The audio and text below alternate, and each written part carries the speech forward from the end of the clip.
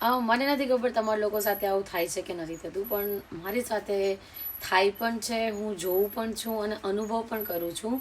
અને શું થાય છે હું શેર કરવા માંગુ છું. કે એવું પહેલા સમયમાં લોકો કહેતા કે જો તમારો પહેલો સંતાન છોકરો હોય તો જે તમને લોકો નફરત કરતા હોય છે ને એ પણ તમને પ્રેમ કરવા લાગી જાય છે. એનું કારણ તો બધા સમજતા જશો કે ભાઈ કયા કારણથી આવું થતું હોય, પણ મને એવું કાંઈ શું લાગતું નથી. આજકાલનો જમાનો ખબર છે કેવું છે કે ભાઈ એક દીકરો હોય છે ને, બરાબર છે, જે સોકોલ આપણે કહીએ આપણા હસબન્ડ, બરાબર, એ એવી રીતે માનસિક રીતે ગૂંચવાઈ ગયેલા હોય છે ને. બધા હસબન્ડ પણ સારા નથી હોતા ને બધા ખરાબ નથી હોતા. એટલે મહેરબાની કરીને પર્સનલ ડીએમ કરીને કે મેસેજ કરીને પૂછવું ને કે આ મારી માટે છે કે નહીં. તમને એવું લાગતું હોય કે તમને બધું ખોખામાં ફિટ થાવ છો તો પછી માથે ઓળી લેજો. હવે રહી વાત હસબન્ડની, કે એવું જરૂર નથી કે આદતો પણ ખરાબ હોય એને, બરાબર છે. છોકરીની આદતો હોય, ગેમ્બલિંગની આદતો હોય, શેર માર્કેટની આદતો હોય. અને જ્યારે એક દીકરી એ વાત એના સાસરા પક્ષ પર સુધી નથી પહોંચાડતી અને એક્સ્ટ્રીમ લેવલ ઉપર પહોંચાડે છે, ત્યારે એવું સાંભળવા મળે છે કે પહેલાં અમને કેમ ના કીધું, બરાબર છે, આવું તો પહેલાં નહોતું, લગ્ન કર્યા પછી આ બધી આદતો થઈ છે. તો એક દીકરીને થાય કે જાણે તો આપણે એને કીધું હોય કે લે પૈસા જાતું જઈને મોજ કર. મતલબ એમનું કહેવાનું એવું થાય કે ભાઈ જ્યાં સુધી છોકરો અમારી સાથે હતો, જ્યાં સુધી અમે અમારી દેખભાલમાં હતો, ત્યારે મારા છોકરાને ના છોકરીઓની આદત હતી, ના ગેમ્બલિંગની આદત હતી, ના શેર માર્કેટની હતી, ના સટ્ટાની હતી. એ બધી આદતો અમારા આયા પછી થયેલી છે. આવું કહેવાનું હોય છે. અને જો આપણે તરત કહી દઈએ કે ભાઈ આવું બધું થાય છે, શું કરવું શું નહીં, કાંઈક તો રસ્તો બતાવો. કારણ કે 25 વર્ષ છોકરો તમે સાચવ્યો છે, અત્યારે 2-4 વર્ષથી અમે સાચવ્યો છે ને, બરાબર. તો તમને તમારા છોકરાની આદત અમારા કરતાં વધારે ખબર હશે. એ સમયમાં શું થાય ખબર છે, છોકરાને સમજાવવાની જગ્યાએ રિસાઈ જવાનું, ખોટું લગાવીને બેસી જવાનું. આ બધાને અમે એવું કહીએ વિક્ટિમ કાર્ડ પ્લે કરવું. કે ભાઈ તમને કોઈએ તકલીફ કીધી હોય, બરાબર, તો એઝ અ વડીલ તરીકે કીધી હોય કે ભાઈ તમે તમારા દીકરાને સમજાવો કે આ વસ્તુ ખોટી છે. લગ્ન પછી તમે જવાબદાર બનો, બરાબર છે. આમ થાય કે શું કેવું ને શું ના કેવું આવા લોકોને. આપણને એવું થાય કે ચાલું તકલીફ કહી દઈએ સ્ટ્રેટ ફોરવર્ડ, તો રિસાઈને બેસી જશે કે ભાઈ તમે અમને કીધું, અમને ખોટું લાગી ગયું. અને પાછું દીકરાને એવું થાય કે તે મારી માને આ બધી વસ્તુઓ કહીને મારી માને ચિંતામાં નાખી દીધી, બીમાર કરી દીધી, આ તે અલ્યા ઘેલ નીકળી જતા આમ તત્કાલમાં. કે જે ઈ 60-70 વર્ષમાં જઈને જો આ મગરમચ્છના આંસુ રડે છે, ખાલી તમારા છોકરાની અમે અસલિયત બતાવી છે કે ભાઈ આવું છે તેવું છે, બરાબર. તો વિચાર કરો અમારી પર શું વીતતી હશે, બરાબર છે. હવે બધાને એવું થશે કે આ તમારો અનુભવ વ્યક્ત કરી રહ્યા છો કે તમે આવું જોયું. એ બધો પ્રશ્ન નથી. ખાલી આ વિડીયો બનાવવાનું રીઝન એક જ છે કે જો તમારી સાથે થતું હોય ને તો એવું ના વિચારવું કે તમારા જ ઘરમાં આવા નમૂનાઓ છે.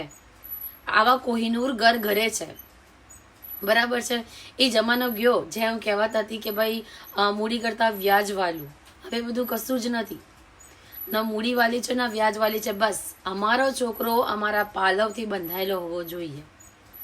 અમારી સાથે દિવસમાં 1 વખત 1 કલાક વાત કરવો હોવો જોઈએ. અને આ જ વસ્તુ જો દીકરી કરે ને, એટલે સોકોલ્ડ વહુ કરે ને, એટલે બસ એમ કે એના મા બાપ એને ચડાવે છે, એના મા બાપ એને આવું કરે છે, તેવું કરે છે. મતલબ શું છે, મતલબ તમને જોઈએ છે શું?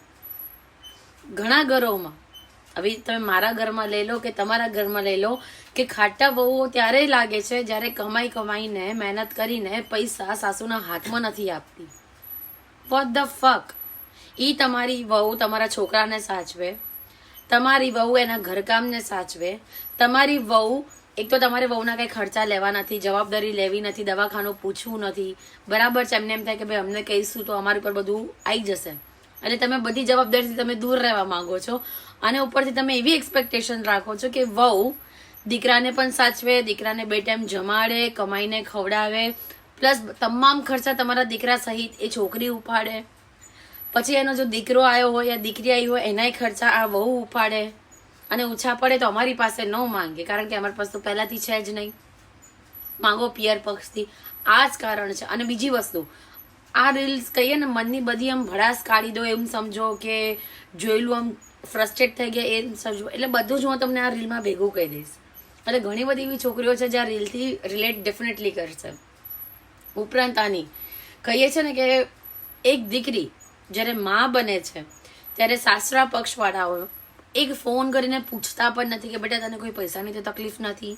ચલો પૈસા સમજો કે પૈસા નહીં હોય, બરાબર છે, ગરીબ ઘરથી છો, પણ ગરીબ તમે રૂપિયાથી નથી, વિચારોથી પણ તમે ગરીબ છો. ના તમે ફોન કરીને કોઈ દિવસ પૂછ્યું કે ભાઈ ખાધું પીધું, તબિયત કેવી છે કેવી નહીં. બસ વહુ એકલામાં પડી હોય એટલે છોકરાને તરત ફોન કરી દેવાનો એકલામાં, ને કલાક રહીને ગામની પંચાયત ઠોકી નાખવાની, બરાબર. અને પછી 7 દિવસમાંથી છોકરો એક દિવસ ફોન ન પડે એટલે વહુને મારી દેવાની. અમારી તો વાત જ નથી થતી. માથે લખેલું છે કંઈક દેખાઈશ તમને. એટલે મને એમ થાય કે ભાઈ, અને જ્યારે દીકરી અને કોઈ પણ તમામ વસ્તુ એના મા બાપ પાસેથી માંગતી હોય છે, બરાબર, કારણ કે અહીંયા તો ભીખ માંગીને મરી જાય તો કંઈ આવતું છે નહીં. બધા છોકરા આવા નથી હોતા, બધી વહુ આવી નથી હોતી, બધી દીકરીઓ આવી નથી હોતી, બધી સાસુ આવી નથી. પણ જે છે ને એને તમારે માથે ઓળી જ લેવું કે થોડુંક શીખો ને સમજો. અને જે છોકરા આવા ઘેર જેવા છે ને એ સમજો કે આખી જિંદગી તમારી માં નહીં રહે જોડે. એટલે થોડીક તમારા બૈરું લઈ આવ્યું છે ને તો બૈરાની થોડીક સેવા ભાવનાઓની આમ અંદર રાખો. તમારી માએ એ જ કર્યું છે, બરાબર છે. એટલે તમારા દાદા દાદી જોડે નથી રહેતા, એટલે તમારા કાકા કાકીઓ જોડે નથી રહેતા. એ પહેલાથી જ તમારા બાપને અલગ લઈને ગયેલી છે, બરાબર. અને જ્યારે એનો છોકરો સેમ એવું કરે તો એમને એમ થાય કે અરે રે રે પેલી એ તો મારા છોકરાને ખાઈ ગઈ. વસીકરણ, અરે વસીકરણ શું, આમ મને એમ થઈ જાય કે શું કેવું. અને કઈ પણ તકલીફ કોને કે ભાઈ અમે આવી તકલીફ જોઈ કે તેવી, અમે આખી જિંદગી કાળી મજૂરી કરી. તો અમારા મા બાપે શું કર્યું કે અંબાની ત્યાંથી પૈસા છાપતા હતા, ખાતામાં આવતા હતા. બધા મા બાપે તકલીફ જ બેઠેલી છે, બરાબર છે. એટલે એવું આમ સંભળાઈને આમ માનસિક ના કરી દો કે ભાઈ અમે તો આખી જિંદગી મહેનત કરી છે, અમે આ નથી જોયું. તમે જે જમાનામાંથી આવ્યા છો ને એમાં અમારા મા બાપે આવી ગયેલા છે, એમને કાળી મજૂરી જ કરેલી છે, બરાબર છે. તમારા તો તોય પોતાના ઘર થઈ ગયા છે, હજી એમના સસરાઓના ઘરમાં રહી ગયા છે અમારા મા બાપ. એટલે કહીએ ને કે ભાઈ એવું ના સમજો કે તમે હોશિયાર છો, બરાબર છે, અને બીજા બેવકૂફ છે. કહેવાનો અર્થ કેવો છે કે તમે જે ખાઓ છો ને એ તમારી વહુ પણ ખાય છે. અને શાયદ ભૂલો છો કે જો તમે ફોન નહીં કરો, તમે તબિયત નહીં પૂછો, તમારા પુત્રના પુત્ર હોય પુત્રી એને ફોન કરીને તબિયત નહીં પૂછો તો છોકરો મરી જશે કે વહુ મરી જશે. ઉપરથી એમને છે ને માનસિક શાંતિ મળે છે કે આવા મગજના લોડ આપ્યા વિના શાંતિથી ઉઠો, મન મજાનું કરો, બરાબર છે. અને કોઈ આપણે સર્ફ એક્સેલ નથી કે બસ બધાને સફાઈ આપતા રહો, જેને જે સમજવું હોય સમજે, બરાબર છે. કેમ કે ઘણી વખત એવું થાય છે કે હું કોઈ સ્ટેટસ મૂકી દઉં ને એટલે પછી અમારા પોતાના અમને ફોન કરીને પૂછે યા વાત કરે કે આવા અમારા માટે મૂક્યું છે. હા ભાઈ તમારા માટે જ મૂક્યું છે. એમને તમે સૂતા હોઈશું ને અમને વિચાર નહીં આવી ગયો ને આવા તમે અમારા જોડે એવું કર્યું હશે કે મારા જેવું કર્યું હશે તો આપણને થશે કે લાવ બતાવીએ કે ભાઈ તમારા જેવા તમારા સગા ભાઈ બહેનો ક્યાંક દૂર દૂર છવાયેલા છે, સમજાવો એમને. એટલે અત્યારે હાલનો જ કેસ, કોઈક નાની મોટી તકલીફ થઈ ગઈ, મારા ઘરનો અનુભવ બતાવું તમને, બરાબર છે. બીજું બધું છે કે નહીં એ પછીનો વિષય છે ને તમારો વિષય નથી, પણ હાલમાં કોઈક નાની મોટી વાત અમારા ઘરમાં થઈ ગઈ. અમે વડીલને કીધું એવી ઉમ્મીદથી કે વડીલ આ વસ્તુનો નિવારણ લાવશે, બરાબર. હતી તો ભૂલ 100% વડીલની જ, બરાબર. કારણ કે કહીએ ને વડીલ એવું હોવું જોઈએ કે બધાને સહકુટુંબને સંપીને મતલબ રાખી એવું સમજણ આપે, બરાબર. ના તો નારદ બુંદીના કામ કરે કે અહીંયાની વાત ત્યાં, ત્યાંની વાત અહીંયા, બરાબર. પછી જ્યારે સામે થયું કે ભાઈ આવું કેમ, બરાબર, મારી આવકના હિસાબ માંગવામાં આવ્યા તો 2000 આવક હોય તો સામે 3000 ખર્ચો કર્યો છે. કેમ? કારણ કે તમારો છોકરો અમને કંઈ આપતું નથી, બરાબર. તો અમારે અમારું જાતે જ કરવું પડે છે અને તમારા છોકરાનું અમારે જ કરવું પડે છે. તે છતાં તમે બીજી બધી બકચોદીઓ કરો એટલે અમારો તો આ ફાટી જાય છે. તે છતાંય અમે બધું કીધું કે આવું છે તો સૌથી પહેલા તો વાકમાં હું જાય, બરાબર છે, કે અમારો છોકરો આવો નહોતો, તેવો નહોતો, આવી આદતો નથી, તેવી આદતો નથી. જાણે અમે ટ્રેનિંગ આપ્યું હોય તમારા છોકરાને. સમજાયા જગ્યા રિસાઈને બેસી ગયા છે. એટલે અમારા વાળાને તો કેવું થાય, ઓહો હો તમે અમારા ઘરવાળાને દુઃખી કરી દીધી, ચિંતા આપી દીધી, બીમાર થઈ ગયા. કા ઈ માણસ છે એમને ખોટું લાગી જાય છે, એમના આંખે આંસુ આવી જાય છે તો સાચેમાં દુઃખ લાગ્યું કહેવાય. તો અમે કે કાંઈક ગ્લિસરીન નાખીને રડતા હોઈએ હે? જ્યારે તમારે અહીંયા તાકાત છે, અહીંયા તો અહીંયા રાખો ને તમે, બરાબર છે. અને જો ફાવે તો અમને બોલાવવું, અને ના ફાવે તો ના બોલાવવું.